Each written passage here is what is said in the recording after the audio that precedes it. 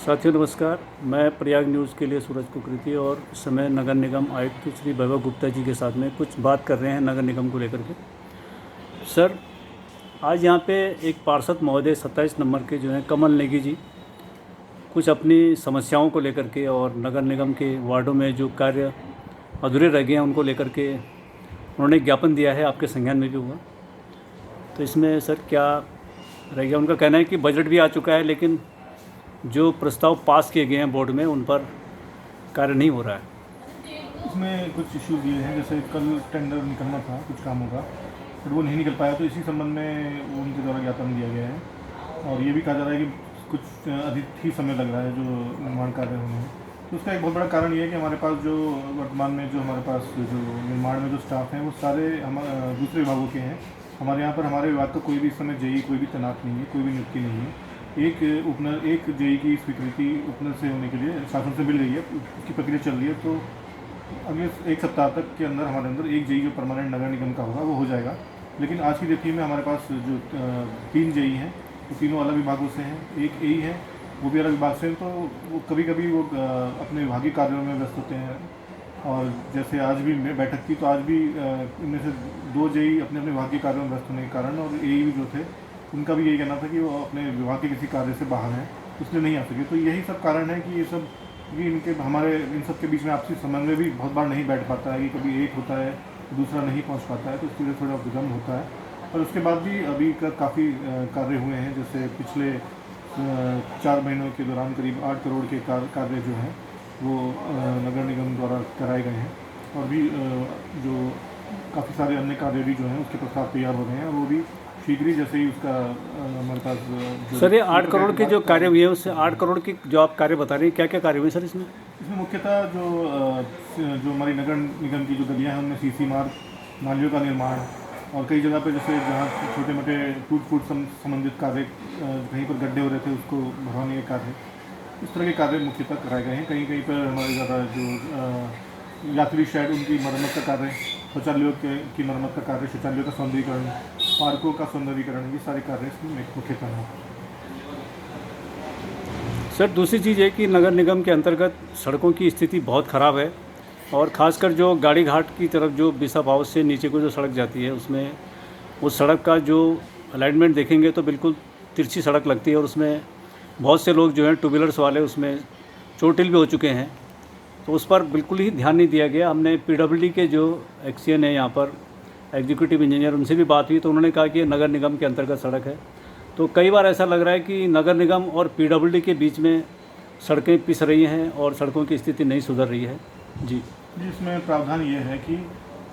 नगर निगम क्षेत्र में जो भी सार्वजनिक सड़क होती है वो नगर निगम के अंतर्गत ही आ जाती है। उसका सड़क के दोनों ओर के बरामदे, फुटपाथ इत्यादि का मेंटेनेंस, उस पर नियंत्रण आदि जो है वो नगर निगम के क्षेत्राधिकार में ही होता है। लेकिन जो बड़ी सड़कें हैं वो, क्योंकि उसका निर्माण कार्य पीडब्ल्यूडी द्वारा किया जाता है और उतना बजट भी उनके पास ही होता है कि वो इतनी बड़ी सड़क बना पाएँ, तो ये सड़क को बनाने का कार्य और उनका मेंटेनेंस का कार्य उनके पास ही रहता है। लेकिन सड़क के किनारों का अतिक्रमण इत्यादि हटाने का जो नियंत्रण वाली जो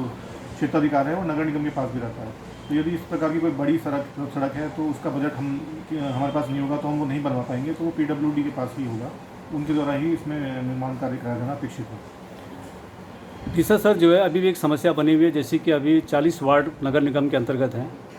और अभी तो नगर पालिका जो पूर्व की नगर पालिका उसके ही अंतर्गत जो है जो लगभग जो ये आबादी के हिसाब से जो मानकों के अनुरूप प्रसाधन बनने चाहिए थे यहाँ पर महिला और पुरुष दोनों के लिए, वही कंप्लीट नहीं हो पाए हैं। तो 40 वार्डों में जो 40 वार्ड हैं, जो लगभग जो 23 जो ये नगर जो क्या कहते हैं पंचायतें का मर्ज जो नगर निगम में हुआ, तो उनमें तो कहीं भी व्यवस्था नहीं है। तो ऐसे में नगर निगम का जो कार्यकाल है ये प्रथम कार्यकाल है और आपको भी सर यहाँ पे 1 साल से साल नहीं हुआ, अभी 7 महीने हुए आपको, साल भर से कम है। लेकिन इसमें कहीं कोई ऐसा प्रसाधन या इस तरह से हाईटेक जिसमें कि महिला पुरुष दोनों को काफ़ी सुविधा मिले, कुछ बना सर अभी तक? इसमें एक्चुअली हमारे पास एक हाईटेक शौचालय स्वीकृत है, लेकिन उसमें समस्या ये हो रही है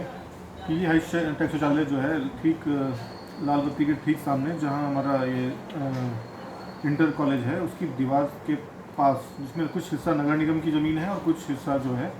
वो स्कूल की क्या वहाँ पहले भी था, भूमि आ रही है, बहुत पहले था भी वहाँ पर जी। तो उसमें वहाँ का जो डीपीआर भी बना हुआ है, शासन से स्वीकृति मिल गई है, लेकिन समस्या है कि स्कूल वालों की कुछ ज़मीन आ रही है जिसको उन्होंने देने से मना कर दिया है जी। उनको नगर निगम द्वारा ये प्रस्ताव भी दिया जाता है, यदि आप उसमें स्वीकृति दे देते हैं तो आपके जो स्टूडेंट्स वहाँ पढ़ते हैं उनको भी उस शौचालय का एक्सेस दे दिया जाएगा, तो वो भी उपयोग कर सकते हैं, परंतु उनके द्वारा इसमें स्वीकृति नहीं दी गई है। तो उसी वजह से सब कुछ शासन से स्वीकृति मिलने के बाद, पैसा स्वीकृत होने के बाद, बजट होने के बाद भी हम वो कार्य नहीं करा पा रहे हैं। फिलहाल उसमें एक दूसरा प्रस्ताव अब बनाया जा रहा है कि यदि किसी प्राइवेट या पीपीपी मोड में अगर शौचालय कोई संचालित करना चाहे तो वहाँ पर करने के लिए हम उसको प्रस्ताव बना रहे हैं। सर जैसे ये आपका लायंस क्लब है और रोटरी क्लब जो है, ये खुद नगर निगम से कुछ शौचालयों को गोद लेने की बात कर रहे थे कि उसका हम मेंटेनेंस करेंगे, और तो उसमें आपके पास आए भी थे यहाँ पर लायंस क्लब के विवेक अग्रवाल जी आए थे और भी कुछ लोग आए थे,